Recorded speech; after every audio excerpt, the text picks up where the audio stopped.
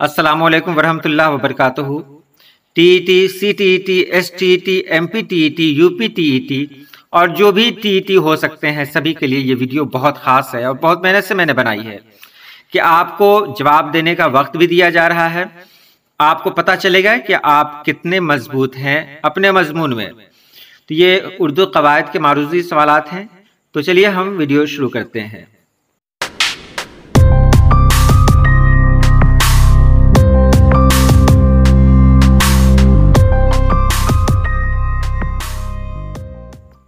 पहला सवाल है, ज़बान क्या है? बोली, बोलने का तरीका, मुखातब होना, एक इंसानी अमल या सई।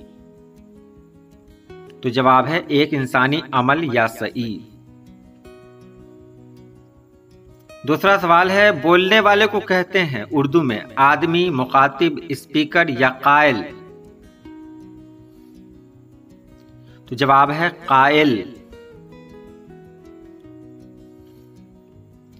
तीसरा सवाल है, उर्दू में सुनने वाले को क्या कहते हैं? पब्लिक, जनता, आदमी, सामे। तो जवाब है सामे। तीसरा सवाल है, हर्फ नाम है, सादा आवाजों को तहरीरी अलामत में लाने का नाम, लफ्जों को लिखने का नाम, उर्दू लफ्जों को लिखने का नाम, इनमें से कोई नहीं। तो जवाब है सादा आवाजों को तहरीरी अलामत में लाने का काम। हरूफ की आवाज और उनकी हरकतों सकनात से बहस की जाती है, इल्म बयान में, कवायद में, हिज्जा में, इनमें से कोई नहीं। तो जवाब है हिज्जा में।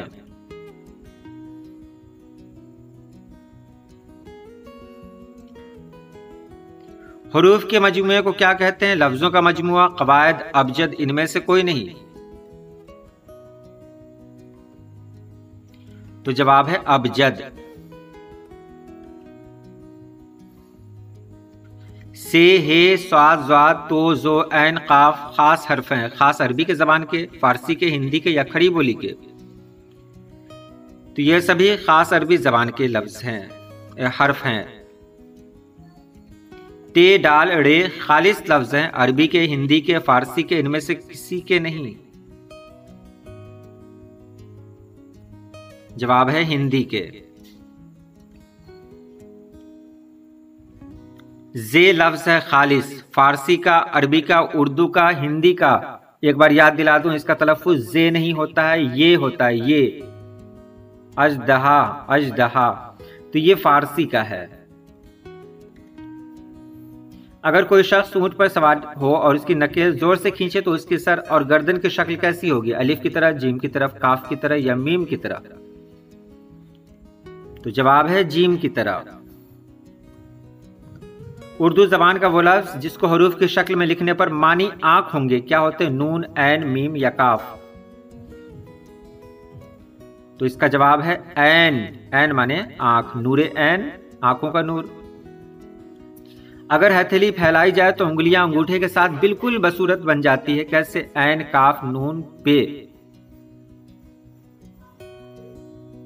तो जवाब है काफ।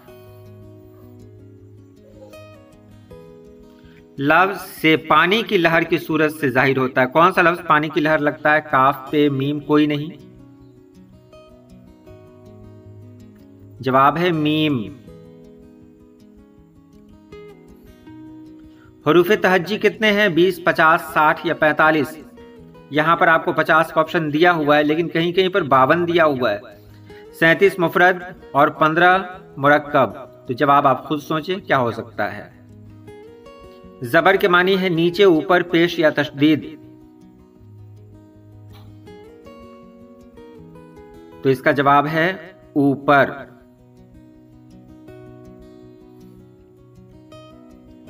जेर का क्या मानी है? ऊपर, आगे, नीचे, दाएं? तो जबर का मानी था ऊपर, तो जेर का मानी है नीचे। जबर जेर यानी ऊपर नीचे।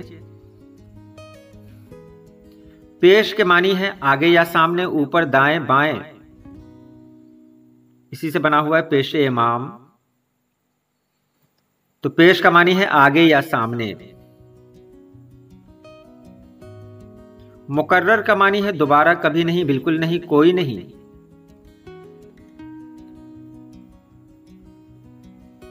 तो मुकर्रर का मानी है दोबारा, कहते हैं ना मुकर्रर इरशाद फरमाए, दोबारा इरशाद फरमाए।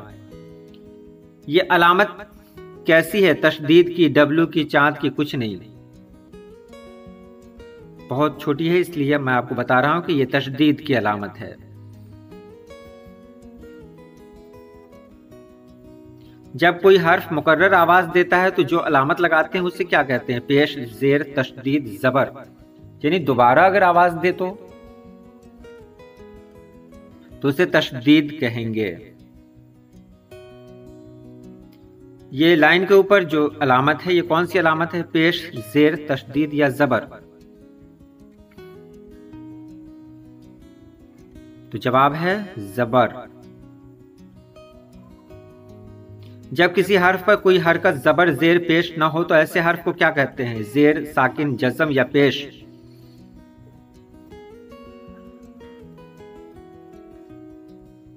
तो इसको कहते हैं साकिन। उर्दू में हर लफ्ज का आखिरी हर्फ होता है मानी वाला साकिन, कुछ नहीं, मजमुआ।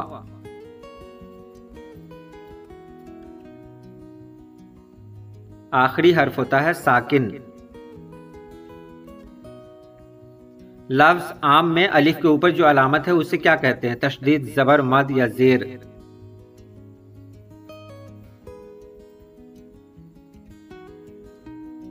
जवाब है मद। हमजा को क्या कहते हैं? ऐन, हमजा, वाई, कुछ भी नहीं। मैंने पहले ही कह दिया इसका नाम, तो जवाब आपको पता ही हो गया होगा। इस अलामत को हमजा कहते हैं। इसके बाद है, ऊपर देख रहे हैं आप, की अलामत को कहते हैं। ऊपर क्या है? दो जबर, दो जेर, दो पेश, तनवीन है। ये क्लियर नहीं है इसलिए मैं आपको बता रहा हूं ये दो जबर है, क्योंकि आपको ढूंढने में परेशानी हो जाएगी। उसके बाद अगला सवाल है, जिस हर्फ पर कोई हरकत होती है उसे क्या कहते हैं? हरकत होती है तो हरकती, मुतहर्रिक, हरफी, इनमें से कोई नहीं, तो उसको मुतहर्रिक कहते हैं, मुतहर्रिक हरूफ।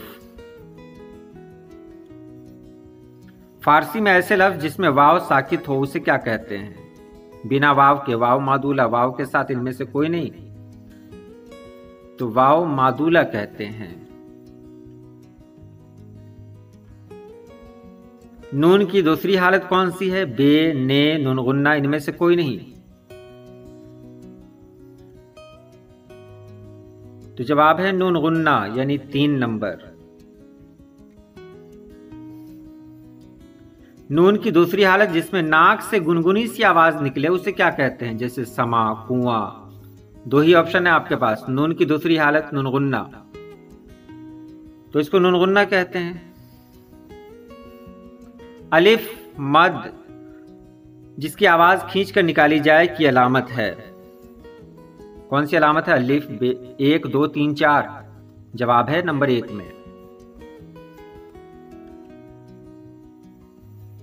अशम्स के तलफ़ुज़ में लाम की आवाज नहीं शामिल होती है तो उसे क्या कहते हैं? मैंने पहले ही कहा था, जिसमें अलिफ और लाम जल जाए तो वो सूरज का काम है, सूरज जलाता है। तो ये अशम्स में अलिफ के साथ लाम को नहीं पढ़ रहे हैं, तो ये हरूफ शम्सी हैं। जिस हरूफ में अलिफ लाम की आवाज तलफ़ुज़ में जाहिर की जाती है तो उसे क्या कहते हैं? तो इसे कहते हैं हरूफ कमरी। हरूफ कमरी में पढ़ते हैं, हरूफ शम्सी में नहीं पढ़ते हैं। मिरतुल ख्याल लफ्ज है, मिरअतुल ख्याल, कमरी, शम्सी कोई नहीं, मालूम नहीं, तो ये कमरी हो जाएगा क्योंकि लाम को यहां पढ़ रहे हैं। मुज़फ़्फ़रुद्दीन लफ्ज हरूफ है शम्सी, कमरी कोई नहीं, दोनों।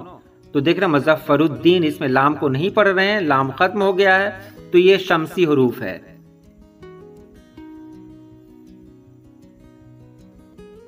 उर्दू तहरीर में अल्फाज में हरूफ लिखे जाते हैं पूरे, एक निशान की शक्ल में, आधे, कोई नहीं,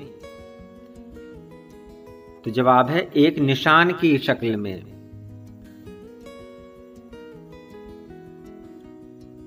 वो लफ्ज जो किसी जानदार या शय या कैफियत का नाम हो कहते हैं इस्म, सिफत, फेल, जमीर। बहुत आसान है, इस्म कहते हैं उसे। वह लफ्ज जिससे किसी इस्म की कैफियत या हालत मालूम हो उसको क्या कहते हैं? इस्म, सिफत, जमीर, फेल। कैफियत मालूम हो तो उसको सिफत कहते हैं, जैसे दूध ताज़ा है। उसके बाद वह लफ्ज जो बजाय इस्म के इस्तेमाल होता हो इसको क्या कहते हैं? इस्म, सिफत, ज़मीर या फेल। तो जो इस्म के बदले इस्तेमाल होता है उसको ज़मीर कहते हैं।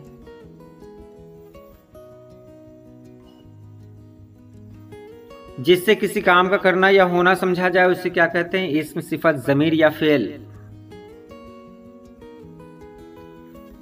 तो उसे फेल कहते हैं। जो फेल या सिफत दूसरी तमीज के मानी में कमी बेशी करे या उसकी कैफियत या हालत बतलाए उसको क्या कहते हैं? ज़मीर, इस्म, फेल, तमीज।